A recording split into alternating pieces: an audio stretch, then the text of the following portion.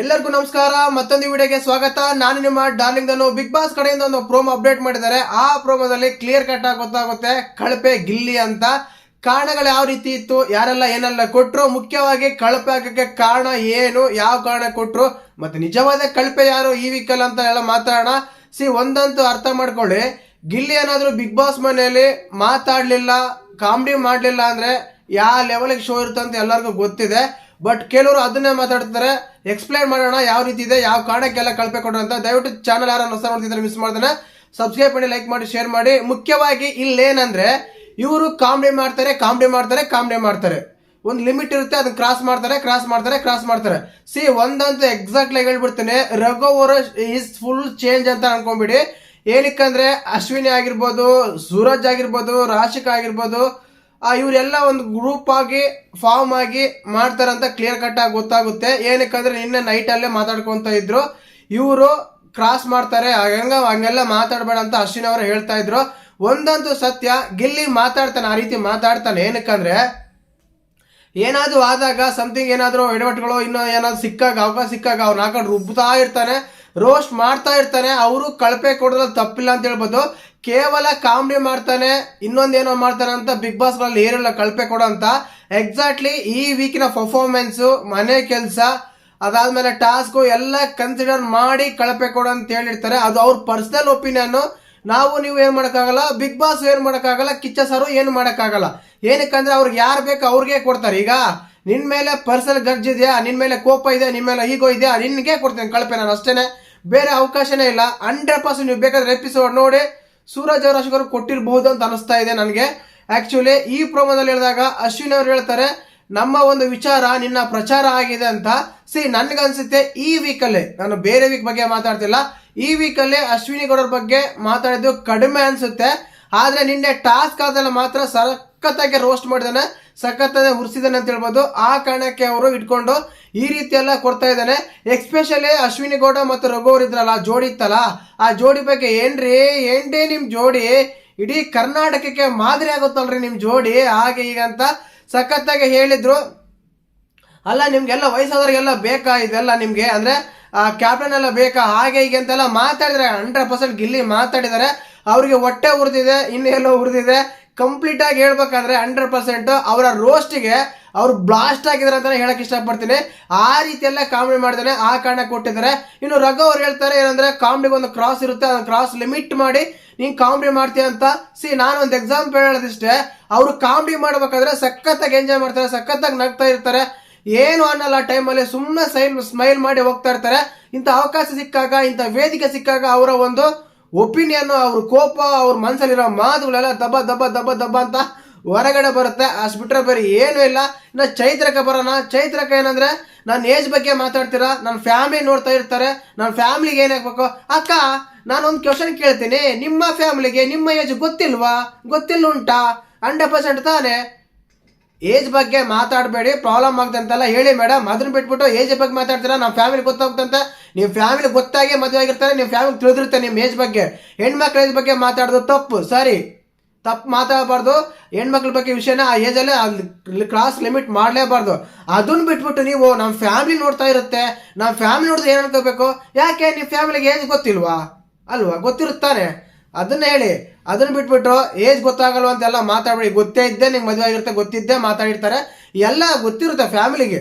ಅದನ್ನ ಬಿಟ್ಬಿಟ್ಟು ಅದೇ ವಿಷಯ ತಗೊಂಡು ಹೇಳಿ ತಗೋಬೇಡಿ. ಕಾಮಿಡಿ ಇಷ್ಟ ಆಗಿಲ್ಲ, ಇನ್ನೊಂದು ಇಷ್ಟ ಆಗಿಲ್ಲ, ಅವ್ರ ಕಾಮಿಡಿ ಆಲ್ಮೋಸ್ಟ್ ಅಲ್ಲಿ ನೀವೇ ಎಂಜಾಯ್ ಮಾಡೋದು. ಅಲ್ಲೆಲ್ಲ ಸ್ಮೈಲ್ ಮಾಡಿರ್ತಾರಲ್ಲ, ಎಂಜಾಯ್ ಮಾಡಿರ್ತಾರಲ್ಲ, ನಕ್ಕಿರ್ತಾರ. ಅವಕಾಶ ಸಿಕ್ಕಾಗ ತಂದು ದುಬುಕ್ ಅಂತ ಆಗ್ತಾ ಇರ್ತಾರ. ತುಂಬಾ ಜನ ಕಾಮಿಡಿ ಮಾಡ್ತಾರೆ. ಅಲ್ಲಿ ಯಾರು ಕಾಮಿಡಿ ಮಾಡ್ತಾರೆ? ಆಲ್ಮೋಸ್ಟ್ ಆಲ್ ನೀವು ಮಾತಾಡೋ ಬ್ಯಾಕ್ ಬಿಚ್ಚಿಂಗು, ನೀವು ಮಾಡೋ ಒಂದು ಇದ್ರ ಬಗ್ಗೆ ಎಲ್ಲ ಸ್ವಲ್ಪ ಅಲ್ಲೆಲ್ಲ ಕವರ್ ಮಾಡ್ತಾ ಇರ್ತಾನೆ ಗಿಲ್ಲಿ. ಹೆಂಗೋ ಸ್ವಲ್ಪ ಶೋ ಎಂಜಾಯ್ ಮಾಡ್ತಾರೆ ಕೆಲವು ಜನ ಅಂತ. ಅದ್ರ ಬಗ್ಗೆನೂ ನನ್ಗೆ ಅನ್ಸುತ್ತೆ ಇನ್ಮೇಲೆ ಗಿಲ್ಲಿ ಕಾಮಿಡಿ ಕಡಿಮೆ ಆಗುತ್ತೆ ಅಂತ. ಒಂದ್ಸಲ 2 ಸಲ ಸರಿನಾ? ಅದು ತುಂಬಾ ಸಲ ಗಿಲ್ಲಿ ಕಾಮಿಡಿ ಮಾಡ್ತಾನೆ ಅಂತೇಳಿ ಕಳಪೆ ಕೊಡ್ತಾ ಇದ್ರೆ ಇನ್ನ ಗಿಲ್ಲಿ ಏನ್ ಮಾಡ್ತಾರೆ ಹೇಳಿ? ನಿಮ್ಮ ಪ್ರಕಾರ ಮತ್ತೆ ಕಳಪೆ ಯಾರಂತ ಕಮೆಂಟ್ ಮಾಡಿ. ನಾನು ನಿಮ್ಗೆ ಒಂದು ಎಕ್ಸಾಂಪಲ್ ಹೇಳ್ತೀನಿ. ತುಂಬಾ ಜನ ಕೆಳಗಡೆ ಕಮೆಂಟ್ಸ್ ನೋಡ್ತಾ ಇರ್ತೀನಿ, ಗಿಲ್ಲಿ ಬಗ್ಗೆ ಮಾತ್ರ ಮಾತಾಡ್ತೀರಾ ಅಂತ. ಗಿಲ್ಲಿ ಬಗ್ಗೆನೇ ಮಾತಾಡಬೇಕು, ಗಿಲ್ಲಿನೇ ಕಾಣ್ತಾನೆ ಎಪಿಸೋಡ್ ಅಲ್ಲಿ, ಬೇರೆ ಯಾರು ಕಾಣಲ್ಲ ಗುರು. ಟಾಸ್ಕ್ ಅಂದಾಗ ಮಾತ್ರ ಕೆಲವರು ಕಾಣ್ತಾರೆ. ಯಾರು ಹೇಳಿ? ಟಾಸ್ಕ್ ಅಂತ ಬಂದಾಗ ಅಶ್ವಿನಿ, ರಘು, ರಾಶಿ, ಸೂರಜ್ ಇವ್ರು ಟಾಸ್ಕ್ ಅಂದಾಗ ಮಾತ್ರ ಕಾಣ್ತಾರೆ. ಬೇರೆ ಟೈಮಲ್ಲಿ ಎಲ್ಲಿ ಯಾವಾಗ ಕಾಣ್ತಾರೆ ಅಂತ ಎಪಿಸೋಡಲ್ಲಿ ಸಿಗೋದಿಲ್ಲ. ಎಪಿಸೋಡಲ್ಲಿ ಗಿಲ್ಲಿನ ಕಾಣ್ತಾನೆ, ಗಿಲ್ಲಿ ಬಗ್ಗೆನೇ ಮಾತಾಡಬೇಕಾಗುತ್ತೆ. ಈಗ ಪ್ರೋಮೋ ಕೂಡ ಗಿಲ್ಲಿ ಬಗ್ಗೆನೇ ಬಂದರೆ ಗಿಲ್ಲಿ ಬಗ್ಗೆನೇ ಮಾತಾಡಬೇಕಲ್ಲಿ, ಕಳಪೆ ಕೊಟ್ಟಿದ್ದಾರೆ ಅಂತೇಳಿ. ಅದನ್ನ ಬಿಟ್ಬಿಟ್ಟು ನನಗೆ ಫೇವರಿಸಮ್ ಅವರೇನೋ ನಮಗೆ ಇದೇನೋ ಕೊಟ್ಟಿಲ್ಲ ಅಲ್ಲ, ಆಯ್ತಾ? ಈಗ ಕಳಪೆ ಕೊಟ್ಟಿದ್ರೆ ಕಳಪೆ ಯಾವ ಕಾರಣ ಕೊಟ್ಟಿದೆ ಅಂತ ಮಾತಾಡ್ಬೇಕು ತಾನೆ. ನಿನ್ನೆ ಎಪಿಸೋಡ್ ನೋಡ್ತಾರ, 2 ಟಾಸ್ಕ್ ಬಿಟ್ರೆ ಯಾರು ಕಂಡ್ರೆ ಎಪಿಸೋಡಲ್ಲಿ ಗಿಲ್ಲಿನೇ ಕಾಣ್ತಾರೆ. ಅವ್ರ ಹತ್ರ ಮಾಡ್ತಾರೆ, ಕಾಮೆಂಟ್ ಮಾಡಿರ್ತಾರೆ, ಇನ್ನೊಂದು ಯಾರೋ ಮಾತಾಡಿರ್ತಾನೆ, ಏನೋ ಒಂದು ಕಾನ್ವರ್ಸೇಷನ್ ಆಗಿರುತ್ತೆ. ಈ ರೀತಿ ಆದಾಗ ನಿಮ್ಮ ಥರ ಸೇಫ್ ಗೇಮು, ನಿಮ್ಮ ಥರ ಸೈಲೆಂಟ್ ಆಗಿದ್ದು ಇದ್ರೆ ಎಲ್ಲರೂ ಸೇವ್ ಆಗ್ತಾರೆ, ಯಾರಿಗೂ ಕಳಪೆ ಸಿಗಲ್ಲ, ಯಾರು ನಾಮಿನೇಟ್ ಕೂಡ ಆಗಲ್ಲ. ಒಂದಂತೂ ಸತ್ಯ, ಇನ್ನು ಮುಂದಿನ ವಾರಗಳಲ್ಲಿ ಇಂಥವು ತುಂಬಾ ಬರ್ತವೆ. ಒಂದು ಗ್ರೂಪ್ ಫಾರ್ಮ್ ಆಗ್ಬಿಟ್ಟಿದೆ, ಅವ್ರು ಆ ಕಡೆಯಿಂದ ಇಲ್ಲಿ ಸ್ಪಂದನ, ಅಭಿಷೇಕ್, ಧನು ಇವ್ರಿದಾರ, ಕಾವ್ಯ ಇದಾರ, ಇವ್ರ ಕಡೆಯಿಂದ ಒಂದು ಬಾಣ ಬರ್ತವೆ. ಆ ಕಡೆ ರಘು, ಅಶ್ವಿನಿ, ಸೂರಜ್, ಚೈತ್ರ ಇವ್ರ ಕಡೆಯಿಂದನೂ ಬಾಣ ಬರ್ತಾ ಇರ್ತವೆ. One man show, one man single ಸಿಂಹ ಅಂತ ಹೇಳ್ಬೋದು. ಆ ರೀತಿ ಎಲ್ಲ ಕಾನ್ವರ್ಸೇಷನ್ ಆಗ್ತಿ ಇನ್ಮೇಲೆ ಸೂಪರ್ ಆಗಿರುತ್ತೆ. ಗಿಲ್ಲಿ ಅಂತ ಯಾವುದೇ ಕಾರಣಕ್ಕೂ ತಲೆ ಕೆಡಿಸ್ಕೊಂಡಲ್ಲ, ಆಟ ಆಡ್ತಾ ಅಂತ ಅನ್ಕೊಂಡಿದ್ದೀನಿ. ನೋಡೋಣ ಯಾವ ರೀತಿ ಅಂತ. ಚೈತ್ರಕ್ಕ ಹೇಳಿದ್ದು ಸಿಲ್ಲಿ ರೀಸನ್ನ 100% ಅಲ್ಲ, ಹೆಣ್ಮಕ್ಳ ಏಜ್ ಬಗ್ಗೆ ಮಾತಾಡಬಾರ್ದಾಗಿತ್ತು, ಮಾತಾಡಿದ್ದಾರೆ. ಅದು ನಮ್ಮ ಫ್ಯಾಮಿಲಿಗೆ ಗೊತ್ತಾಗುತ್ತಾ ಅನ್ನೋ ತಪ್ಪು. ಫ್ಯಾಮಿಲಿ ಗೊತ್ತಿರುತ್ತೆ ಏಜ್ ಬಗ್ಗೆ ಅಲ್ವಾ, ಎಲ್ಲ ಗೊತ್ತಿರುತ್ತೆ. ಹೆಣ್ಮಕ್ಳ ಬಗ್ಗೆ ಮಾತಾಡಬೇಡಪ್ಪ ಅಂತ ಹೇಳ್ಬೋದು. ಇನ್ನು ಅಶ್ವಿನಿ ಅವ್ರು ಹೇಳ್ತಾರೆ, ನಮ್ಮ ವಿಚಾರ ನಿಮ್ಮ ವಿಚಾರ ಆಗಿದೆ, ನಮ್ಮ ವಿಚಾರ ನಿಮ್ಮ ಪ್ರಚಾರ ಆಗಿದೆ ಅಂತ. ಬೇರೆ ವೀಕೆಲ್ಲ ಮಾತಾಡಿರ್ಬೋದು, ಬಟ್ ಈ ವೀಕಲ್ಲಿ ಅಷ್ಟೇನು ಮಾತಾಡೋದ ನನ್ಗೆ ಅನಿಸ್ತಾ ಇದೆ. ಅದೇ ರೀತಿಯಾಗಿ ರಘುವಣ್ಣವ್ರಿಗೆ ಆಲ್ಮೋಸ್ಟ್ ಈಸ್ ಚೇಂಜ್ ಅಂತ ಹೇಳಿ ಇಷ್ಟಪಡ್ತೀನಿ. ಅವ್ರು ಆಲ್ಮೋಸ್ಟ್ ಚೇಂಜ್ ಆಗಿದೆ, ಚೇಂಜ್ ಆಗ್ತಾ ಇನ್ಮೇಲೆ ಟಾರ್ಗೆಟ್ ಗಿಲ್ಲಿ ಮಾತ್ರನೇ ಅನ್ಕೋಬೇಡಿ. ಇದು 100% ಸತ್ಯ ಕೂಡ ಹೌದು. ಇದಾಗ್ತಾ ಇದೆ, ಸುಮಾರು ಕಮೆಂಟ್ಸ್ ಮಾಡ್ತಾ ಇರುತ್ತೆ. ಆಲ್ಮೋಸ್ಟ್ ಅದು ಸೋಷಿಯಲ್ ಮೀಡಿಯಾದಲ್ಲಿ ಡೌನ್ ಆಗ್ತಾ ಇದೆ, ನೆಗೆಟಿವ್ ಸಿಗ್ತಾ ಇದೆ ಅಂತ ಎಲ್ಲ ಹೇಳ್ತಾರೆ ಗಿಲ್ಲಿ ಅವ್ರಿಗೆ. ಯಾವುದೇ ಇಲ್ಲ ಗುರು, ಯಾವುದು ನೆಗೆಟಿವ್ ಸಿಕ್ಕಿಲ್ಲ. ಯಾರು ಗುರು ಹೇಳಿದ್ ನಿಮಗೆ? ಅದಂಥದ್ದು ಏನೂ ಇಲ್ಲ. ಟೋಟಲ್ ಆಗಿ ಹೇಳ್ಬೇಕಂದ್ರೆ 100% ಇನ್ನು ಒಂದು ಕ್ರೇಜ್ ಜಾಸ್ತಿ ಆಗ್ತೇವೆ, ಕಡಿಮೆ ಅಂತೂ ಆಗೋದಿಲ್ಲ, ಆಗಕ್ಕೆ ಚಾನ್ಸಸ್ಸೇ ಇಲ್ಲ. ನಮ್ಮ ಕರ್ನಾಟಕ ಜನತೆ, ಕರುನಾಡ ಒಂದು ಮಂದಿ ಏನಿದ್ದಾರೆ, ಒಂದ್ಸಲ ಫಿಕ್ಸ್ ಆದ್ರೆ ಅವ್ರನ್ನ ಇಟ್ಕೊಂಡಿರ್ತಾರೆ, ಚೇಂಜ್ ಮಾಡಕ್ಕೆ ಸಾಧ್ಯನೇ ಇಲ್ಲ.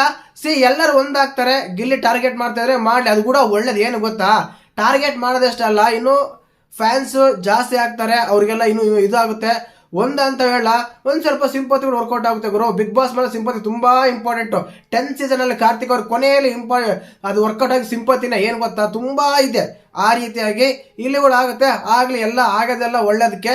ಗೆದ್ದೇ ಗೆಲ್ಲುವೆ ಒಳ್ಳೆ ದಿನ, ಗೆಲ್ಲಲೇಬೇಕು ಒಳ್ಳೆತನ ಅಂತ ಸಾಂಗ್ ಇದೆಲ್ಲ, ಅದು ಆಗುತ್ತೆ. ಗೆದ್ದೇ ಗೆಲ್ತಾರೆ ಗಿಲ್ಲಿ ಅಂತ ಹೇಳೋಣ.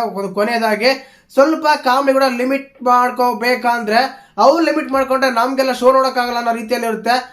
ಇದು ವೀಕೆಂಡ್ ಅಲ್ಲಿ ಚರ್ಚೆ ಆಗುತ್ತಾ? ಆಗಲ್ಲ. ಏನಕ್ಕಂತ ಗಿಲ್ಲಿ ಆದ್ರೆ ಮಾಡಿರ್ತಾನೆ, ಆ ರೀತಿಯಲ್ಲಿ ಆಗಿರುತ್ತೆ. ಮತ್ತೆ ನಿಮ್ಮನ್ನ ನಿಮ್ಗೆ ಕೇಳೋದಿಷ್ಟೇನೆ. ಮತ್ತೆ ಈ ವಾರ ನಿಜವಾದ ಕಳಪೆ ಯಾರು ಅಂತ ಕಮೆಂಟ್ ಮಾಡಿ. ಮತ್ತೆ ಅಶ್ವಿನಿ ಗೌಡ ಅವರು, ರಘು ಆಗಿರ್ಬೋದು, ಚೈತ್ರ ಆಗಿರ್ಬೋದು, ಅವ್ರು ಕೊಟ್ಟಿರೋ ರೀಸನ್ಸ್ ನಿಮ್ಗೆ ಯಾವ ರೀತಿಯಲ್ಲಿ ಅನಿಸ್ತಾ ಇದೆ, ಯಾಕೆ ಕರೆಕ್ಟ್ ಅನಿಸ್ತಾ ಇಲ್ಲ, ತಪ್ಪಸ್ ಅಂತ ಕಮೆಂಟ್ ಮಾಡಿ. ನಾನ್ ಪ್ರಶ್ನೆ ಇಷ್ಟೇನೆ, ಏನಕ್ಕಂದ್ರೆ ಅವರು ಕಾಮಿಡಿ ಮಾಡ್ಬೇಕಾದ್ರೆ ಸಖತ್ತಾಗಿ ಎಂಜಾಯ್ ಮಾಡ್ತಾರೆ ಗುರು. ಎಲ್ಲರೂ ಇನ್ಕ್ಲೂಡಿಂಗ್ ರಘು, ಅಶ್ವಿನಿ, ಚೈತ್ರ ಕೂಡ ಎಂಜಾಯ್ ಮಾಡ್ತಾರೆ. ಬಟ್ ಅವಕಾಶ ಸಿಕ್ಕಾಗ ಮಾತ್ರ ಆ ಥರದಿಂದ ಬಂದು ದಬಾ ದಬಾ ದಬಾ ದಬಾ ಅಂತ ಗಿಲ್ಲಿ ಮೇಲೆನೆ ಓಟ್ ಹಾಕ್ತಾರೆ. ಏನ್ ಗೊತ್ತಾ, ಈಸಿ ಟಾರ್ಗೆಟ್. ಅವ್ನು ಯಾರು ಸುಮ್ಮನೆ ಕಾಮೆಂಟ್ ಮಾಡ್ತಾನೆ, ಅವನ ಮೇಲೆ ಹಾಕೋಣ ಅಷ್ಟೇ. ಇಲ್ಲಿ ನಾನು ಹೇಳೋದೇನಂದ್ರೆ, ವಿಚಿತ್ರ ಚಿತ್ರ ಆಗ್ಬಿಟ್ಟಿದೆ ಕೆಲವು ಕಡೆಯಿಂದ. ಈ ಕಡೆಯಿಂದನೂ ಸಪೋರ್ಟ್ ಸಿಗಲ್ಲ ಗಿಲ್ಲಿಗೆ. ಯಾರಿಗೆ? ಸ್ಪಂದನ, ಅಭಿಷೇಕ್, ಕಾವ್ಯ, ಧನು ಇದಾರೆ. ಈ ಕಡೆಯಿಂದನೂ ಸಪೋರ್ಟ್ ಸಿಗಲ್ಲ, ಆ ಕಡೆಯಿಂದನೂ ಸಪೋರ್ಟ್ ಸಿಗಲ್ಲ. ಆವಾಗ ಏನಾಗುತ್ತೆ ಅಂದ್ರೆ ಮಧ್ಯದಲ್ಲಿ ಒಬ್ರು ಇರ್ತಿರ್ತಾರೆ. ನಾನು ಆಕ್ಚುಲಿ ಧ್ರುವಂತವ್ರಿಗೆ ಕೊಡ್ತಾರೆ ಈ ವಾರ ಕಳಪೆ ಏನೋ ಅನ್ಕೊಂಡಿದ್ದೆ, ಬಟ್ ಟಾಸ್ಕ್ ಆಡಿಲ್ಲ. ಅವ್ರು ಎಲ್ಲಿಂದ ಕೊಡ್ತಾರೆ? ಟಾಸ್ಕ್ ಅಂತ ಅಂದಾಗ ಇದಾಗಿತ್ತು. ಮತ್ತೆ ನನ್ನ ಪ್ರಕಾರ ಈ ವಾರ ನಿಜವಾದ ಕಳಪೆ ಅಂತ ಕೇಳಿದ್ರೆ ಕಾವ್ಯನ ಅಂತ ಹೇಳಕ್ ಇಷ್ಟಪಡ್ತೀನಿ. ಏನಕ್ಕಂದ್ರೆ ಕಾವ್ಯ, ಈಗ ಸ್ಪಂದನಾಗ ಹೇಳ್ಬೋದು ನಾವು ಕಳಪೆ ಅಂತ, ಅದೇ ಸ್ಪಂದನ ಅವ್ರ ಗೇಮೇ ಆಡಿಲ್ಲ. ಅವ್ರು ಎಲ್ಲಿಂದ ಕಳಪೆ, ಕಾಲೆಲ್ಲ ನೋವಾಗಿದೆ, ಅದರಿಂದ ದೂರ ಇದ್ರು, ಅವ್ರಿಗೆ ಕಳಪೆ ಕೊಡ್ಬೋದು.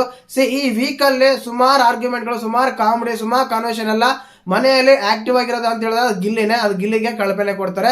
ಅದು ಅವ್ರ ಪರ್ಸನಲ್ ವಿಷಯ. ಯಾವುದೇ ಕಾರಣಕ್ಕೂ ಪಂಚಾಯತಲ್ಲೂ ಚರ್ಚೆ ಆಗಲ್ಲ, ಮನೆಯಲ್ಲೂ ಚರ್ಚೆ ಆಗಲ್ಲ, ಬೇರೆ ಕಡೆನೂ ಇದಾಗಲ್ಲ. ಅವರೊಂದು ಒಪಿನಿಯನ್ ಎಲ್ಲಾನು ಇನ್ಕ್ಲೂಡ್ ಮಾಡ್ತಾರೆ, ಕೆಲಸ, ಟಾಸ್ಕು, ಹಾಗೆ ಹೀಗೆ ಅಂತ. ಬಟ್ ಅದೆಲ್ಲಾನು ಕೊಟ್ಟಿದ್ದು ಸರಿ ಇರೋದು. ಇವ್ರೇನು ಗೊತ್ತಾ, ಕಾಮಿಡಿ ಮಾಡ್ತಾನೆ ಅಂತೇಳಿ ಕಳಪೆ ಕೊಡ್ತಾ ಇದಾರೆ. ಆ ಕಾರಣಕ್ಕೇನೆ ಇದಾಗ್ತಾ ಇದೆ. ಮತ್ತೆ ನಿಮ್ಮ ಪ್ರಕಾರ ಕರೆಕ್ಟಾ, ಸರಿನಾ, ತಪ್ಪ, ವ್ಯಕ್ತನ ಏನಂತ ಕಮೆಂಟ್ ಮಾಡಿ. ವಿಡಿಯೋ ಇಷ್ಟ ಆದ್ರೆ ಲೈಕ್ ಮಾಡಿ, ಶೇರ್ ಮಾಡಿ, ಸಬ್ಸ್ಕ್ರೈಬ್ ಮಾಡಿ.